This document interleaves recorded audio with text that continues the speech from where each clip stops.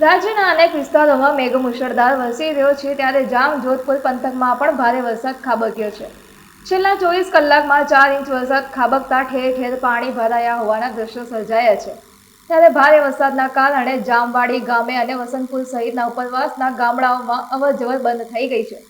તેમજ ડેમના નવા નીરની આવક થઈ છે અને ઉમિયાસાગર ડેમના 10 દરવાજા ખોલવામાં આવ્યા છે। ત્યારે બીજી તરફ રાજકોટ ઉપલેટા તાલુકાના ગામના લોકોને તંત્ર દ્વારા એલર્ટ કરાયા છે।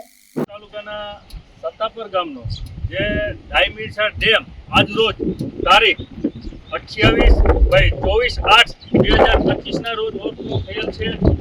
તો ઘણા બધા ગામોને આ સજીવની તરીકે પાણીની જે સંકટ હતો એ દૂર થયો છે અને અત્યારે ઓવરફ્લો ચાલુ છે। અને જેથી કરી તમે જોઈ શકો છો આ જે ડાયમીરસર ઓવરફ્લો ડેમની નદી છે અને અવિરત પાણી 24 કલાકથી અવિરત વરસાદ ચાલુ હોવાને કારણે આજ સવારે 9 થી 10 ના ગાળાની અંદર ઓવરફ્લો થયેલ છે।